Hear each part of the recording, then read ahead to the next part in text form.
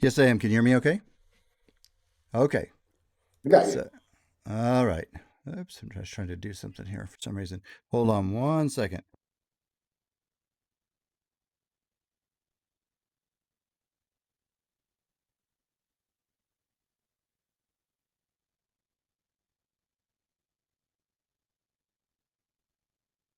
All right, my friends, this is Robert Sidell. I welcome you to the Gateway Show on every Sunday night, 6 to 7 p.m. live. It's a great pleasure.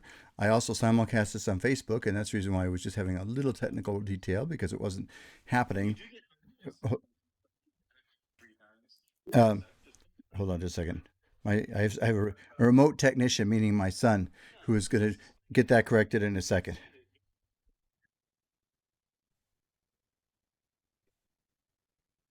So in any event, folks, I'm really thrilled tonight. I'm going to be having, I have on Michael Nitti, and somebody I just recently met. And you know what? It's kind of one of those relationships. He had a word for it. Michael, what is the word you use? I was trying to remember the word you have for describing when something is meant to be, type of thing. Synchro destiny. Synchro destiny. I like that. And for my friends, for any of you listening right now, wherever you might be, whoops, did we get that going here? What do you know? I think it's actually. So is it working on now, Brian? I think it is. Aha, good. It's going on Facebook right now too. All right. I can edit this later on. Tune in to the Gateway Show. It's funny, Michael. I've got a setup here where I do about three things simultaneously, and that's all I'm going to do at the moment. Let's see. You're better And than me. I have only one thing at a time. Yeah, well, what it is that it lets you. I know. Well, my son sets up the technology. So what it is that we're going live on the radio on the number one talk station in Las Vegas, and then simultaneously we're simulcasting on Facebook, and a lot of people listen on Facebook. And then the third thing is later this recording will be on YouTube, and so it's available in multiple formats, which is nice. And so but I could never have done those triple things if it wasn't for my son who's able to set this technology up. So it's been kind of a fun adventure to learn how to do that. Um, you know, like one of my theories, Michael's, we're always one step away from one idea that could change our whole life. Yeah. And then usually, by the way, my test is if I'm on the right kind of an idea, is that if suddenly I think, gosh, I wish I had done this sooner, I know I made the right choice. And that's happened to me a lot of times. I bet it has for you too, right? Yes, You- yes, yes, yes. And so it's just a constant journey in life of being open. I call it cultivating your mind, kind of being open to the idea. Um, we all have to be careful. Well, I happened to meet a man this morning. I'm not going to give any identifications or anything, or even where I was or anything, but very nice guy. And I showed him my book and I said, turn to some page.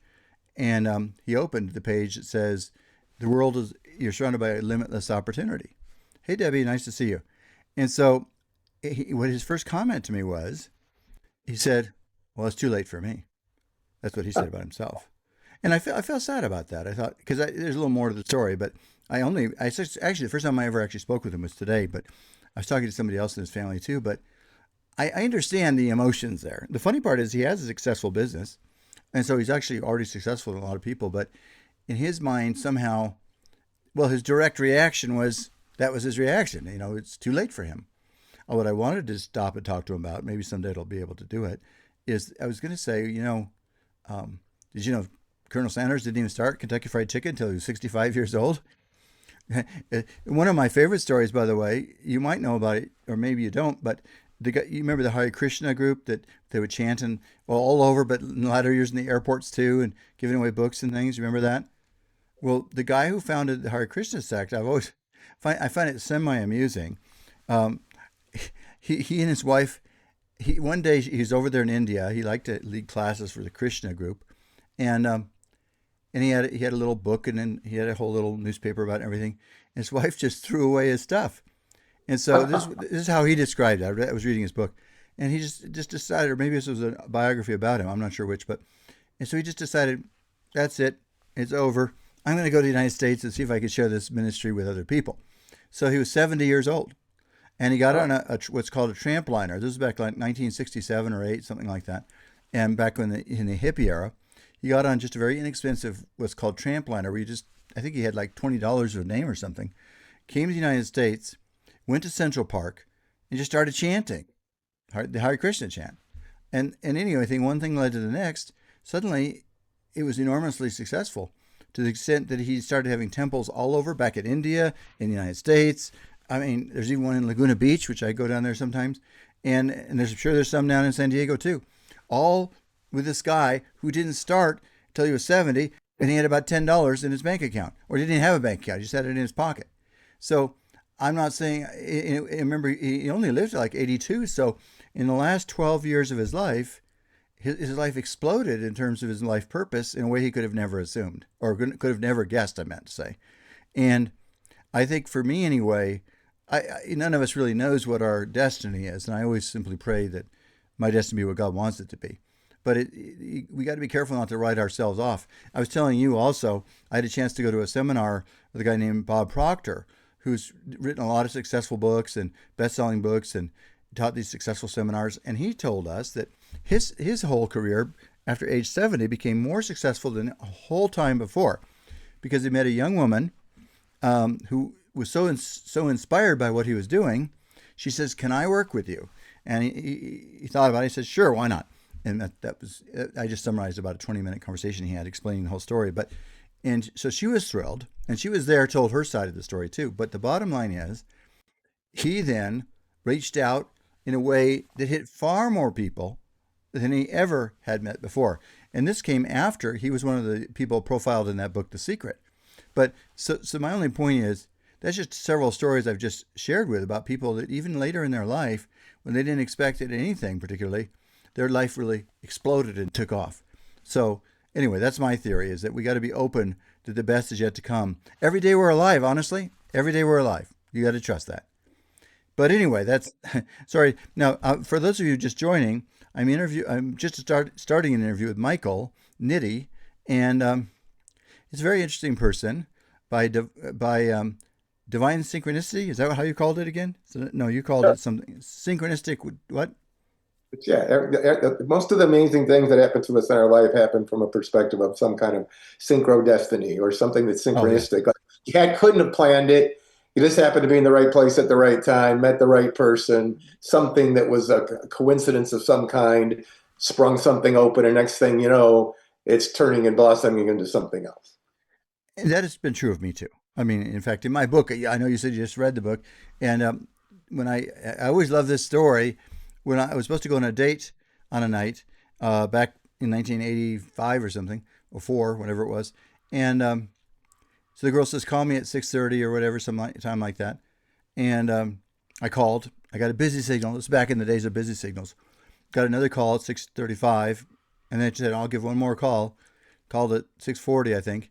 Got busy signals each time, and I thought, okay, she must not want to go out with me. Now, I really don't know what the truth was, but I said, and because I'm into this kind of obsessive philosophy of saying, this is going to be good. I don't know what's going to happen. So I said, and suddenly remembered there was a person that went to my church that was having a party that night. "Hey, Janelle, nice to see you." She's our Barry Manilow person here. She works at the place. If you ever want to see Barry Manilow, she's the person to talk to. He goes to the, but what used to be the Hilton Hotel, it's the Westgate Hotel now. But anyway, so I just said, I know some blessing is coming to me. I remembered there was a party going on at my church that night at somebody's house. So I thought, well, I'll go to that party. So I went there, and this blonde woman walked in and started talking to me, or I started talking to her, however it happened. And, well, to make a long story short, that was the end of my single days. And just in one night, I mean, we didn't get married, obviously, that night, but I never went out with anybody else since then. And got married to her about a year and a half later. And now 39 years later, actually it's 40 years later than that party. It's 40 years and a half actually later than that party. I now have 4 children, 1 grandchild, and 2 more coming. All because some woman canceled a date on me. The funny part is she did call me back a few months later. Says, "What happened on our date?" I said, "I don't know what happened. I tried to get through to you, but I'm in a relationship now. So that's, God bless you, but that was into that story." But the funny part is, I thought about it more than one way. If I'd actually known what was coming, that I was going to meet somebody who would change my life completely, I probably would have been scared too. just because the amount of change that actually is inaugurated in my life by meeting her is unbelievable. And but in an unbelievable and a wonderful way. And I would never go back. Even if I could had a magic wand and could go back in time, I would absolutely go to that party and meet her again. It's probably the best choice I ever made. But it's so there's always these things coming along, like you say, you can't plan, right? So one small example for you and I, we have a mutual friend that thought it might be nice if you and I met just this week. So on Thursday night we went out to it sounds kind of funny. We went to a bar that does. I don't even know what it does actually. I can't explain what they do exactly there. I But can't but either. but it was a fun experience. I ended up meeting you, and that led to something really nice and a nice beginning of a friendship. And something you might appreciate, Michael, is I frequently say on this show, you never know when you're going to meet somebody that's going to become a lifetime friend. It's just an affirmation I kind of created as a vibrational force. You never know when somebody's going to walk into your life. Like we're going to have somebody on the show later, named Ernie. He's been doing this show, prayers on this show for over 10 years now, almost every Sunday. Because he Wow. walked in, we both walked into a networking group the same day. Isn't that fun? Great. So hold on one second. We've got to go to a break, and then but you and I can keep talking because the Facebook will still be able to hear us. So my friends, I'm interviewing Michael Nitti, a very very talented coach, and we'll have to start hearing some of his ideas and thoughts and everything. But I just want you to know I'm thrilled to be here tonight, and stay with us. We'll be back in just a few minutes. For those of you on the radio, for those of you on Facebook, just stay with us. Now, see, now here's the fun part. You and I can continue on right now, and they can hear this, and go on in the Facebook. And people, by the way, even on Facebook, they can listen to it later on. But it's even better now when it's on YouTube too, because Wow. people can go on later on if they missed it and just check it on YouTube. But you know, if we couldn't trust that the best is yet to come, I think we'd all feel kind of lost, don't you? Oh yeah, yeah. And even if and that doesn't diminish what has come before that we thought was the best that could have come. So it's almost like look, you pretty much get what you expect. If you go someplace and expect it's probably not going to be too good, guess what? You're probably right. But I if know. you have grander expectations and maybe no picture of how they're going to play out or what it's going to look like, but just grander expectations, then guess what? Usually that's what shows up. It just does. Uh, Yes, and who knows? We don't really know why exactly, but I can say this to you: if you want to know what's going to happen in somebody's life, listen to what they say all the time. And that's you probably noticed that I'm sure many times yourself, right? I mean, it's just interesting. Um, People, whether by intent or otherwise, they broadcast what they believe about reality. I always will remember. I met this guy that was the number one Western artist in the state of Nevada, and at that time, and he got married to a woman, and for some reason she started saying he had sort of an entourage that really liked to be around him, but somehow she didn't care for that, and so she started saying, we're going to shut all this down, we're going to shut all this down. I thought, boy, she shouldn't be saying that because she could really shut it all down. So anyway, she kept saying that over and over again, and the next thing you know, their business really shrunk. They started to have issues because she put that out and just started saying that over and over again. And she's very sweet, by the way. She since has passed away, but I liked her and I liked them both. It didn't make me like them any less. But we had a mutual third friend, and used to talk to him about that. I said, all of us, we have to be a little bit careful what we say, because we're planting seeds for our life to some extent. Maybe not 100%, but it has an influence. What about you? Do you think it makes a difference what people say? What is your thoughts about that? Well, absolutely. And even if you have, an inclination that something's not going well, and maybe it really isn't, there's been a Right. turn for something and something like that. That doesn't mean you have to expect that that's going to happen. You're simply being honest about what's happening in the moment. And if anything, it can be a shot in the arm for turning things around, and going with what you would expect if those things weren't happening and what's your intention. It's always about what your intention is. So even if there's something happening that you didn't intend to have happen, most of us tend to react to it, the thing that's going on. And those reactions are typically not something that's purely intentional. There's something that's going to have us go into a negative place or, oh my God, place or Hold on something one like second. I'm that. going back on the radio. Just one second, and then we'll. Good evening, my friends. This is Robert Sidell. It's a great pleasure to be with you here on Sunday evening on the Gateway Show live. broadcasting on the number one talk station in Las Vegas, and also simulcasting on Facebook, and later to be on YouTube. If you ever miss it or want to hear more of it on YouTube, just go to YouTube and type in Gateway and Sidell, Sidell, and you will be able to pull up my channel, and you can subscribe to it, and you'll get notified of new recordings getting put in there. And tonight I'm having fun talking to Michael Nitti, who is really the leading coach with Tony Robbins. Who, it's funny, Michael, you and I are it's a strange phenomenon of getting older. As you get older, Tony Robbins, for those of you, actually, there are a lot of people that are older listening to this show too, is probably still is the number one motivational coach in the world, wouldn't you say? Motivational speaker? Oh, absolutely. Still, I mean, he's cut back the number of live things he does. Zoom has obviously allowed him to be out there a lot more, but he's still doing everything he used to do, just less live seminars. Yeah, well, he's a perfect example of turning lemonade from lemons, right? Turning lemons into lemonade. When COVID came along, I still remember I kind of went all through that with him as a customer. He didn't talk to him. Hey, Ernie, nice to see you on there. He was used to having these in-person conferences. He had his own plane. He was flying around all the time, right? You probably know the story way better than me. But the bottom line is, suddenly he couldn't go anywhere. They wouldn't let him. And he was getting desperate. This is how he explained it to us listeners. And there was nowhere to go because the venues were all closed down, so people couldn't show up in the venues. So it wasn't good.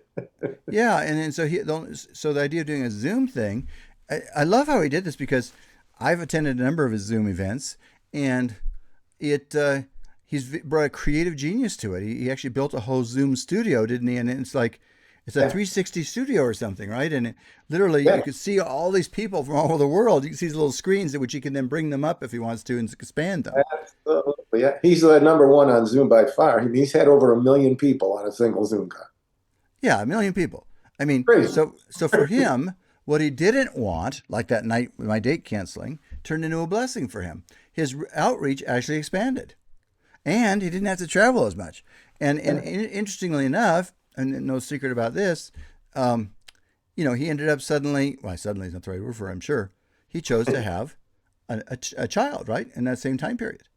Oh, yeah. Well, I was his I was his vice president of operations at the time. And so all the stuff that had to be shipped to all these venues all over the world, I was responsible. My people were responsible for shipping it and receiving it when they got to the other, whether it was Europe or Singapore or wherever it might be, or Los Angeles. But so Zoom was actually a blessing, which means I wouldn't want to call COVID a blessing, but the outcome of that, which looked like something that was going to put an end to everything, suddenly Zoom showed up. Well, at least from the outside, you talked to him, and I haven't physically spoken to him at all. But except for probably 40 years ago, I told you at that event I went to at his house. But I know it's funny, isn't it? But I was going to say, but for him, it also led to him going ahead, I guess, and having a child with his wife. Oh, absolutely. And that's that's unbelievable, really. So COVID, which would seem to be initially a disaster, suddenly gave him a way to reach a larger group of people and brought him a little child. And I know, does he have two now, or does he just have one? I don't remember. Does he now have two? I can't recall now because I'm so familiar with the one that's now old enough to where we can see her all the time. But no, it's all just amazing, and it's critical. It's just critical, and it just opened things up from a place where you didn't even think they needed to be opened any further, but it came at the right time. So, well, you know what? You're reminding me of a interesting story. It was actually also immersed in a lot of sadness too. But the Dalai Lama, who I'm sure you're very familiar with, he was forced out of Tibet when the Chinese came in and basically said, well, they were going to arrest him. I think that's the short story, as far as I understand. So he basically said, I better get out of here. And so, or I'm going to be killed or something, or arrested or something. So anyway, he went over, he dressed as just a peasant. He and a group of people, they went over the paths of mountains that separated from them to India. And it was a very perilous journey, but he got to India. And then actually moved the headquarters for the Tibetan Buddhists to India at that point. But what's interesting about it is that he's talked a lot about this, and luckily, somehow or another, and it's a testament to the sincerity of his beliefs. he doesn't cling into a lot of bitterness. I mean, he was basically the leader of this huge organization in this beautiful place in Lhasa, in Tibet, which I've never been to. I think that's one of my bucket list. But he, and they've been there for the palace had been there for hundreds of years, and suddenly out of nowhere he had to leave, and then what he has said is, if he hadn't had to leave, probably because he was forced to leave, he has interacted with a far larger population and group of Sure. people. So it's kind of the same thing, Yeah. But and also it gave me a chance to see somebody who could easily be playing a victim card, and he could easily just have nurtured this anger and hatred in his heart the rest of his life, and most people would have said you're all right. I mean, and they would have even sympathized with him, but somehow I've listened to him many times and read books and everything by him, and he just doesn't do that. That's pretty miraculous. Well, I think But one of the prime qualities of anybody who's become successful to any degree or making a difference to any degree is there certainly isn't any energy called what you were just talking about. I mean, it's there's nothing left over. There's no victim. There's no bitterness or anything like that. You just step beyond it and you just recreate and just invent yourself newly and get out there and make the difference you were born to make. you know, I mean, that is ultimately the formula you said that is the formula, isn't it? You have to let that go. But it depends what people. I guess I'd have to say I've been fortunate. I mean, obviously I've had some adversities, but some people have to deal with some very tough things, and so I can't pass judgment on any of them. But the bottom line is, the more we can let go of what we think of are the grievances we have towards the world and God, really. If you think about it, that's what we're really grieving against is God. The more we can let go of that, it creates space in us for new possibilities, doesn't it? Absolutely. Absolutely. Take it So, almost on the opposite end. It blocks the a possibility when you don't. you know what? I have a theory. I don't know if you ever heard of it described this way, or you even think of it like this. But I think we're kind of like a child has an umbilical cord connecting them to their mother until they get born and it gets cut. But I think in a sense, we have an umbilical cord to God, and there are certain things that can, snap it, cause it to get cut off. And hatred and bitterness are some of those things, Huh? and they literally start to pinch up your unconscious self. Yeah. So you no longer are a channel for divine light, because because you're literally, I don't know how it works, but I think somehow the inner self, when you're caught up in bitterness and hatred, which any human being can have little windows of that, but then the secret is, can you forgive it and let it go? I know Tony's talked about some things that where some people embezzled money from him, and he makes it humorous now, but none of us, including him, thought it was humorous at the time, and and I don't know, he's talked about it pretty publicly, but his emotions were not terribly kind in the beginning towards this person, right? I mean, that's the best way I could put it to you, but he was able to get beyond that, and that's the key, isn't it? Um, Well, I so was for privileged to be there when a lot of those things happened and was present to be getting over it. And, and so, no, he's an amazing human being. And I've been retired for several years now, but I'll never forget what I learned from him. And, it's energetically, he's with me all the time. So it's beautiful. that's a great way to put it. I think we do have energetic connections to people. We really, really do. And I think, like with your spouse, especially, there's a very close one, but we have energetic connections that go beyond that too. And a lot of times we're getting fed blessings of love, and we may not even know it by whom. You don't know how many people are praying for you right now, Michael, and for your blessings and for your goodness and your protection. And I know that's true for me too. And then, by the way, I had this little message to myself today, just to remember, when blessings come to me, when I can see that I've been spared some adversity, the important thing for me to remember is, like you and I were talking about the other night, it's not me, it's a gift from God. And I just want to be grateful to God. Okay, God, thank you so much. I really appreciate it, because this could have been awful. This could have turned out really bad, and you saved me from that. And instead of getting into my own ego about it, and look how great I am. Look at that, you know. And I think we all have little tendencies to fall into those sorts of things. But the bottom line, though, is Of course. And I would suggest that gratitude is the secret sauce. And and even gratitude in advance when you don't even think that it's even in the realm of something that would be brought forth right now, because you're in the middle of something that you can't imagine you're ever going to be grateful for. But still, it is the secret sauce. So, Yeah, and that's right. It's hard. I mean, I go with some of the biblical concepts, and one of the Bible things that Jesus said in the New Testament was, "Thank you, God. I know you've heard me. I know you always listen to me, and so I thank you for your grace and that you have heard me." I mean, so he thanked in advance, just what you're saying, and uh, and he also thanked when he was facing terrible, horrific adversity. So he's a very unusual soul on on every kind of level, of course. And the very fact that when he was on the cross, he could say, "Forgive them, God, they don't know what they did." Well, I remember saying this to my dad once, and my dad had some grievances towards his dad, and my dad was like 98 years old, and I said, "Dad, maybe could you forgive your dad and let it go?" He goes, "I don't know, Bob. I don't know if I could do that." Which it's okay. I didn't live through it, right? And then he and I were very close. I said, "Well, look at Jesus. He forgave people for the cross." Although I laughingly tell you his answer. He goes, "Well, I'm not Jesus."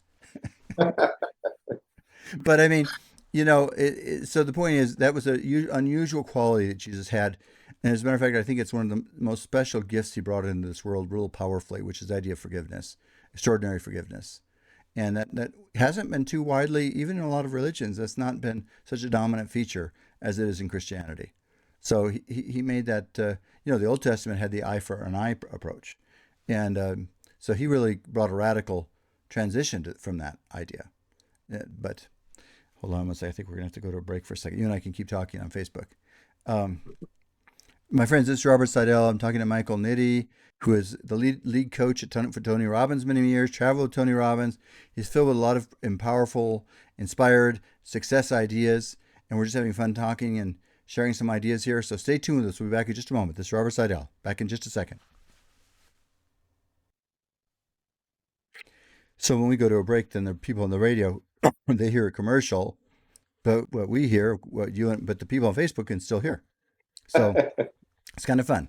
As I said, my son figured out how to set all this up. It's kind of complicated. But so tell me, when we come back, maybe you can share some of the ideas that you think can contribute to a person's success in life. What would assist them to living a more effective, powerful, happy life? okay. And come up with some ideas like that. Yeah. Yeah. It's my basic premise of my underlying primary teaching. So we can go there. Um, yeah. So Well, it's actually the subject of the trophy effect. Are we going do you want me to bring up the book at all, or the sure, books, sure, or? absolutely. Well, you can talk about it a little bit now, or if you want to wait to begin to talk about it till we come back from the radio break, it's fine. You can do either way. You're most comfortable with it. It doesn't really matter to me. Hold on one second here. But yeah, it's just so you're fresh with it. Well, just remind me when you come back, I'll have you talk about that. Yeah. Um, Yeah, because I'm as much of a teaching coach as I am a coach, an energetic coach, where people are bringing their issues to the party, and I coach them through them like any coach would. But we first go in and clear out all the rubbish between the ears, and so that they're able to see things more clearly than they usually have before. you know, that's sort of what I'm talking about. Keeping your spiritual umbilical cord unconstricted. There you Yeah, I go. know it's just an interesting way to look at it. If you and I, if my theory is if we could really forgive ourselves and everybody and give all grievances, we'd probably suddenly be almost on the same plane as Jesus. But Because we were born without any of that. We were born with a clean. We were I born think, clean. yeah, I'll go for that. But then after a while, things It happen. gets clogged. It gets Things happen, clogged. right? And it's a defense mechanism, isn't it? We have all these defense mechanisms, and if we're not careful, our aliveness gets suppressed, and pretty soon we're all shut down. We got bundles and bundles of judgments and angers, and she did this to me, he did that to me, and it's all down there in the unconscious mind, and it just in walls, all kinds of walls. We put, I've got this little almost two, not quite this 20-month-old grandchild son, and I'm going to have two more grandchildren in the next few months.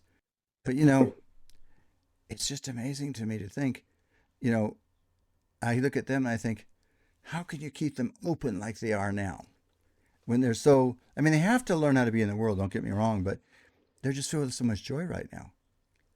You know, it's like, how do you retain that sweet innocence, right? Here we are. We're about to come back on the radio.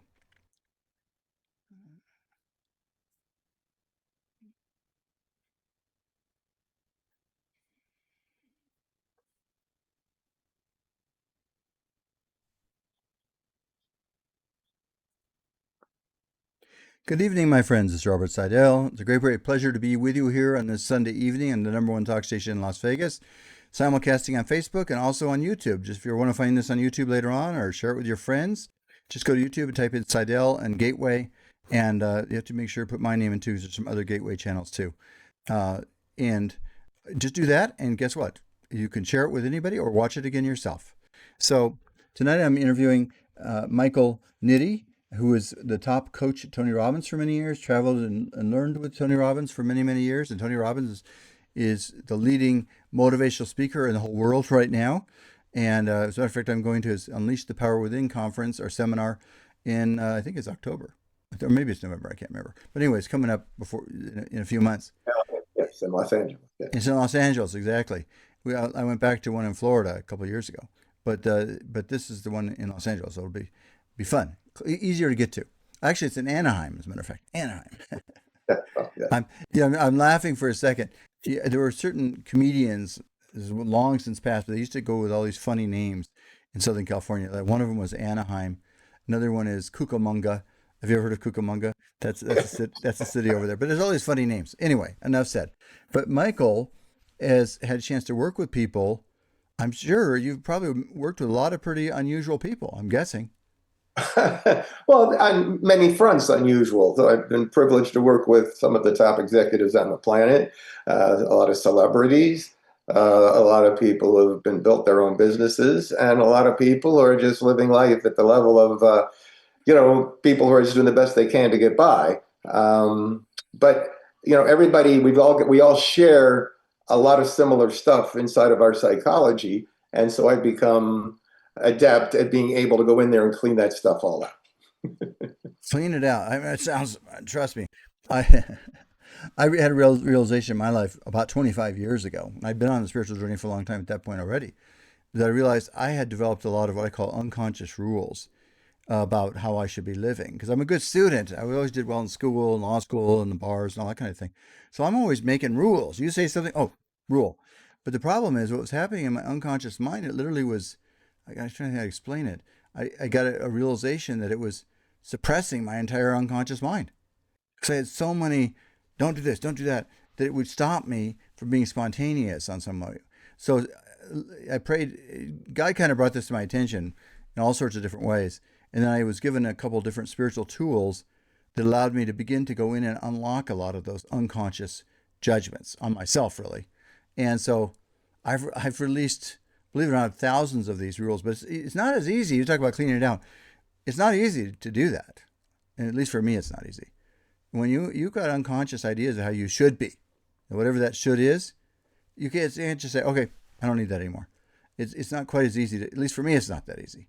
I don't know. So what do you do to help people clear out those things? Well, first of all, knowing that we're all the same and we all have that going on. And if it's, most everyone is walking around with an inherent fear at some level. Most of us have been able to get past it in certain areas where we're really good at what we do, or we have a skill set or something where, we're just not being able to live a life at all. But for the most part, though, being that we are human animals, we have a survival instinct. So, and our survival instinct results in us, being our mind feeding us things that, maybe not are all that powerful. So what happens is we operate from survival a lot more often than not. And what happens is our mind is constantly looking for proof of a fear we all share, which is a fear of not being good enough. And so even if we do shine our light brightly in certain areas, there is still an underlying fear that's inherent in all human beings of not being good enough. And but that is born of this dynamic that is known as the trophy effect. And it we all fall prey to it, but we don't know we're falling prey to it. And so what I do is wake people up to the fact that they're suffering or they're at least being affected by this dynamic. And obviously then I provide them with a solution to be able to step beyond it. We can't break free of being human. We can't break free of our fears, but we can allow for them and understand them and step into a whole new dynamic that's free of being affected by those fears of not being enough. So, and you wrote a whole book on this called The Atrophy Effect, right? Correct. Yes. And so, if you had to, it's a funny thing to say, if you had to summarize what the essence of that book is, how would you say it is, or what would you say it is? Well, I actually take people through a process where they get to see it happening in their own mind. So that's very important, that rather than just telling them that it exists and this is the way to go beyond it, I actually take the beginning of the book takes them through actually going into their mind and observing it happening. And it was just a privilege for me to have been able to be inspired to do that. But that's what happens. And so they're able to see that. And then, of course, you can also see that the people you're dealing with are coming at the same things happening to them. And so it's inherent, but it has to do with the fact that we're human. And we all have the ability then to take ownership of that, notice it happening, and instead of falling prey to it, not feeling good enough, and feeling like, what am I doing? I should just give up now. We're able to allow for it to happen and step beyond it and become the full, magnificent, creative being we are, and focus on whatever it is we want to create and become successful at and go make it happen.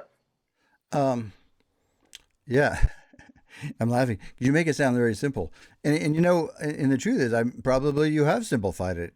Actually, I'm looking forward to reading your book. As a matter of fact, it sounds, like I said, I'm always, like I said, one idea, one tool, one thing can change your whole life, and by divine appointment, I call it. But the lady who ordained me as a minister, I think I might have mentioned to you. She used to say we meet by divine appointment, and so, some insight you have related to this trophy effect could change my life.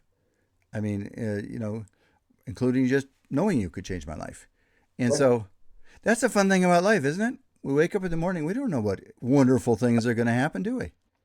No, I never saw it coming. I was falling prey to it my entire life. I had to have something really traumatic happen before I fell into a place where I was pretty much suicidal. And then once I was able to recover from that, I was able to see what caused me to fall down so deeply and deeply into a hole in a psychological basement of my life. But once I was able to see that, then I was able to turn it around and become the coach that I was at a very early age and work with other organizations and eventually come to Tony and was able to write this book. So, and that's basically the premise that when I bring on a new client, the first few sessions are always going to be about this particular aspect of what I teach. We clear out all the garbage in the mind, and then we move forward. And by the way, Andy Heingarter, the one who introduced us, just posted on Facebook. Great interview, great guest, Michael A. Nitti. Andy is a big. Andy lives. He walks the talk of his own life. And he's a servant to people by helping them find people. He helps to put people together. He thinks we serve each other, right? Is that a good way to put it? Absolutely. Well, what's interesting is I only met Andy through our association through Tony. He's been around Tony a lot, about as long as me, if not maybe even longer. But also through another gentleman who lives here in Vegas and who I met back in my days when I started everything I'm doing with the S training, when I broke free of who I wasn't and became who I was. It had to do with the S training back in the late 70s.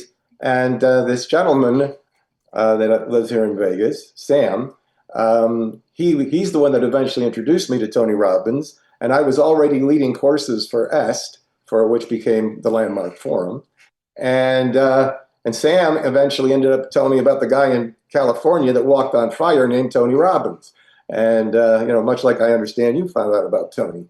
And it was interesting, and it was all great. And he just decided that, man, I'm going to go work with Tony. I mean, it was so amazing. And I thought, well, that's great, but I'm doing good with the Landmark Forum, and I'm in Cleveland, and I wasn't interested in, I wasn't about to go to California. I think I had to, but anyway, it was all good. But then he calls me about, oh my God, it was a good 6-7 years later, because he had become Tony's CEO. and I just kind of lost touch with him. But then one day he calls me out of the blue. I was living in Cleveland at the time, and he left a message on my answering machine. And I knew when I pushed that play button on that answering machine, my wife and I had just come back from shopping. I heard the message. He simply said, "Nitti, this is Sam Georges. Give me a call." And I looked at my wife. I said, "Honey, we're moving to San Diego." I just knew. That's I just knew he wanted me to come work with Tony, and that had huh. never even been discussed before. It just showed up. So, and my life has been never been the same ever since. That was back in '97. Isn't that exciting about life? The doors can open like that that you never expected. And that again, that's the message I like to share every week on this show is that wherever you think you are, no matter what you're facing, the infinity, the eternality of God's infiniteness is always available to us.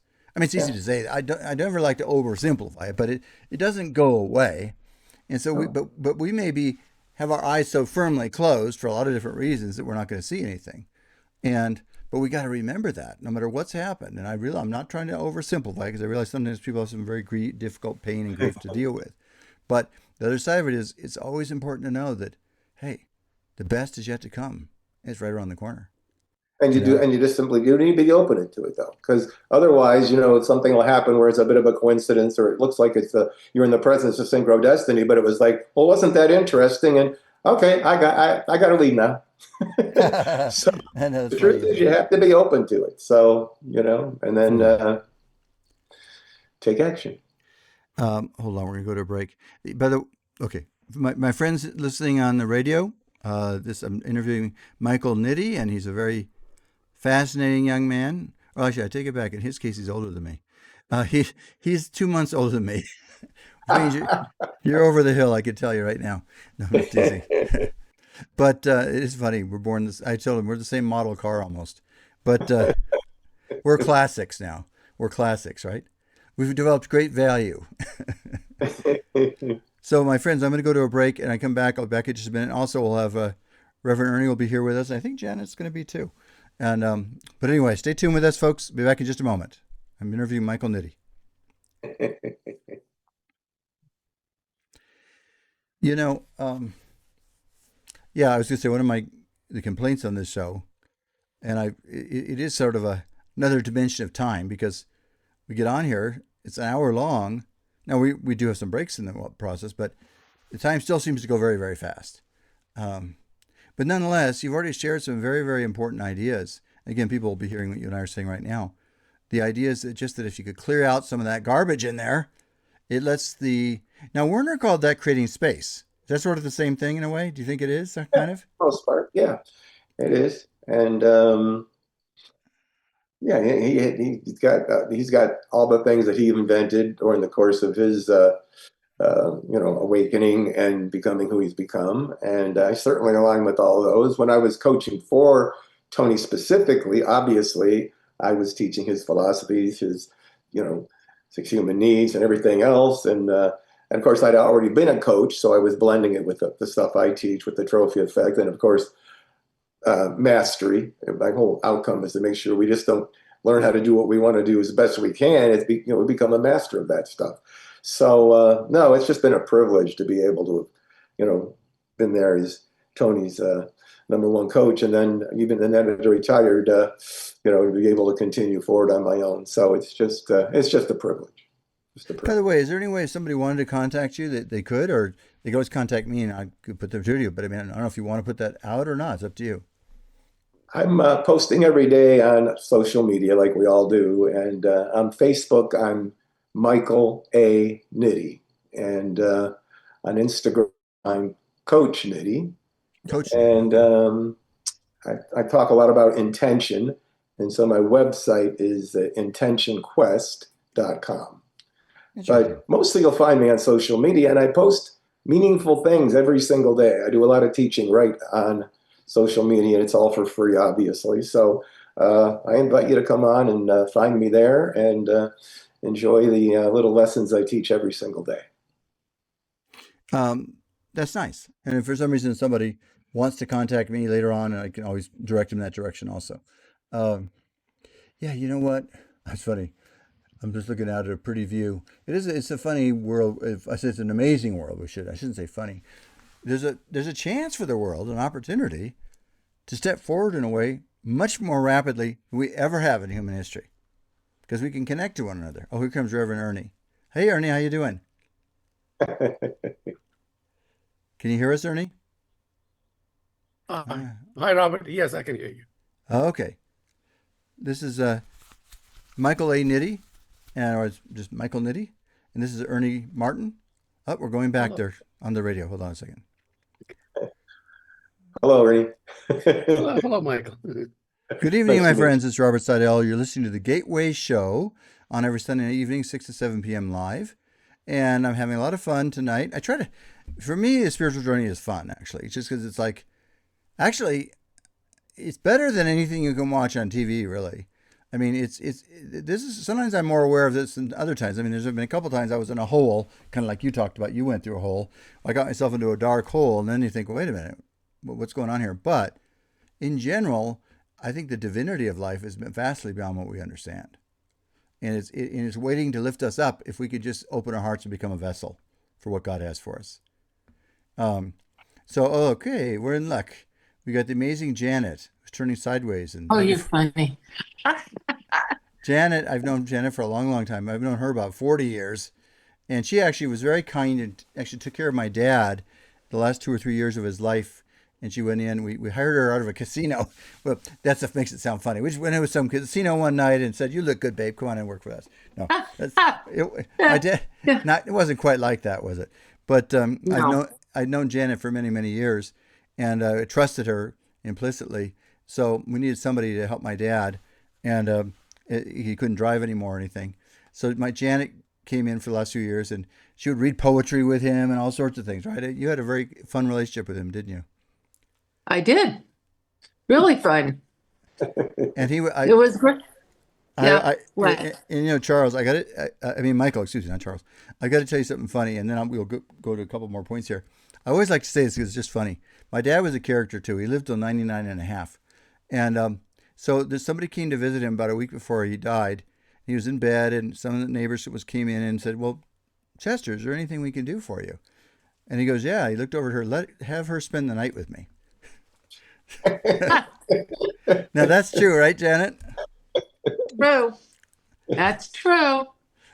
He asked that even he asked that I think the night before he passed away even. He told me he liked hanging out with me. That's what he said. So that was a blessing. Yeah. So he so that was his way of kind of clinging to life. That's the wrong word for it. Enjoying his life. Yeah, that's what he said. I don't know if I'm ready to go yet, right? Or something like that. Yep. He told me that. He says, "I'm having too much fun." Now, it's fun. He did say that. On the other hand, his body was starting to wear down in a lot of different ways. So, I asked him very specifically, because he and I had a good relationship. I said, "Dad," now, because he couldn't eat the last month of his life. He'd eat it, he'd throw it back up again. So we knew you can't live too long like that. That's an end story. So I asked him, I said, "Dad, now we could get you on a feeding tube if you want. Is prolong your life?" He says, No, Bob. I've lived a good life." He goes, "I don't want to have that happen." So we were close enough on that level. And but he also still said he wasn't sure he wanted to leave yet. He was having too much fun. But okay, having said that, Reverend Ernie always does a wonderful job preparing a very nice prayer for us. So go ahead and share your prayer with us tonight, Ernie. All right. Thank you, Robert. The topic of the prayer is be open to meeting new friends in your life. Dear Lord, thank you for this blessed day. Thank you for giving us opportunity to experiencing this life journey. Guide us to be in awareness and recognition of meeting new friends in our lives. Lord, we pray for all humanity to recognize your divine grace, which is available to all mankind, and transform that grace into finding peace, happiness, and unity through meeting new friends. Thank you for blessing us with thoughts and feelings to make sound, good decisions and choices in our life journeys, for fulfillment, to learning to experience peace, happiness, in the present moment with our new friends, creating heaven on earth. And so it is. Amen. That's beautiful. By the way, Ernie and I and Janet, we always like this idea of heaven on earth. That this world was designed to have the potential of being a heaven. Not to say it always is, but we believe, I think you probably do also, Michael, that God wants us to thrive and be happy here. And there's a lot of places in the Bible that say that too. So Yep. so we try to always leave that thought, and he always does a beautiful prayer. Heaven on earth.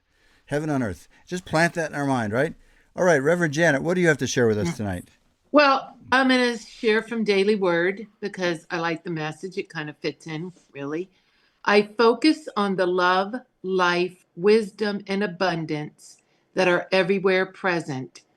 How many times was I told to pay attention when I was young? I know how well I pay attention, and more important, how I focus my attention will help determine my life experience. By focusing on divine life and living with joy each day, I enjoy vibrant health. Looking beyond differences and focusing on giving and receiving only love, I know harmony in relationships. Focusing on vocational pursuits as an opportunity to use my talents in a way that will make a positive difference in people's lives, I know true abundance. In every area of life, my focus is key. I keep God in the forefront of my thinking by focusing on my divinity and how I am called to share it. Amen. That's beautiful. And Janet, by the way, Michael, Janet actually performs weddings. And so does Ernie occasionally, but right now he's working mostly as a school teacher, right? And Ernie is a good role model for us in aging. You're 79 now, right, Ernie? Or something like that, Yes, anyway. that's right. Yes. Are you 79 already? I always forget. I'm 79. In about 6 weeks, I'll be 80. Doesn't Ernie There doesn't you look? go. He doesn't look like it, does he, Michael? And Janet looks young too. And by the way, Janet you're in my age. She was born the same year we were. So we're a club here tonight. Yep. Nice. And Janet has a good sense of humor. She's done a lot of weddings of all sorts of different stories, right, Janet? I mean, a lot of unusual stories. A lot of unusual stories, but that's okay. I love it. I know. You know? I know you do. I know you do. I think we're just about out of time. I just want to say this is the only challenge in the show. We're really just starting getting the wetting the whole story, priming the pump here, Michael, but it's a good starting point. We'll have to have you on here again. But I just want you to know, for Michael, it's a great thrill and a pleasure to have you on here tonight. And if anybody wants to reach out to him, just if you need contact information, you can always contact me. And you can put it on Facebook too if you want to put anything down there, any links or anything on Facebook too, Michael. So anyway, I just want you to know you make a difference, Michael. I'm so thrilled, and so does Ernie, and so does Janet. We're all doing our best, right? Trying to uplift people and make their lives better. Oh, there comes the music. Yep. Oh, there it goes. Can Have you a great week, everyone. Thank you, Bye. everyone. Let me Take just say care. this. I always like to finish this way. This is what Bye-bye. I like. Thank This is you, what I like Robert. to say. I like to say this. Remember, God is real. Miracles are real. For that reason, the best is yet to come. So God bless you all. Everybody listening, go out and have a miraculous, beautiful week. And remember, you can find this later on YouTube if you want. Just type in Robert Sidell and Gateway. God bless you all. Until next week, this is Robert Sidell. Thank you all. It's a great pleasure talking.